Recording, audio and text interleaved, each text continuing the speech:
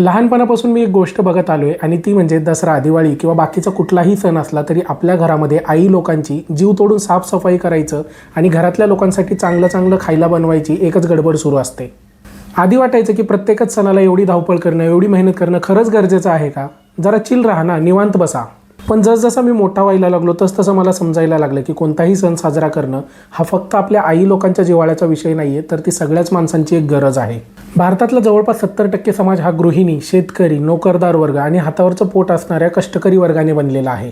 आणि या सगळ्यांचं बरंचसं आयुष्य हे त्यांना ठरवून दिलेली कामं करण्यामध्ये किंवा जगण्यासाठीचा पैसा मिळवण्यामध्ये जातं आणि त्यातून त्यांना डोकं वर काढायला सुद्धा बऱ्याच वेळा वेळ मिळत नाही. पण माणूस म्हणून प्रत्येकाच्या अन्न, वस्त्र, निवारा याच्याही पुढे जाऊन काही सामाजिक आणि मानसिक गरजा असतात.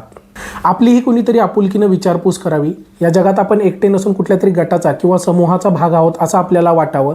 आणि सगळ्यात महत्त्वाचं म्हणजे रोजच्या ताणतणावाने भरलेल्या आयुष्यामधून थोडा ब्रेक घेत निखळ आनंद मिळावा. या सर्व गोष्टी माणसाच्या मनाला समाधान देणाऱ्या असतात आणि आपल्या सगळ्यांच्या आयुष्यात सहजपणे शक्य नसणाऱ्या याच गोष्टी सण समारंभांच्या निमित्ताने घडून येत असतात.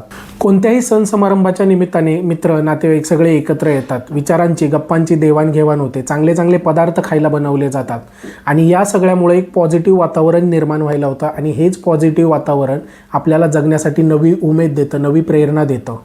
आणि नेमकं याच कारणामुळं माणसं स्वतःला कितीही त्रास झाला, खिशाला चिमटा जरी बसत असला तरी न चुकता आवर्जून प्रत्येक सण समारंभ साजरे करताना आपल्याला दिसतात.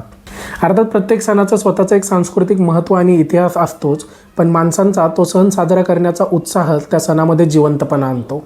तुम्हाला सगळ्यात जास्त कोणता सण साजरा करायला आवडतं ते कॉमेंटमध्ये सांगायला विसरू नका आणि हा व्हिडिओ जास्तीत जास्त लोकांपर्यंत शेअर करा. धन्यवाद.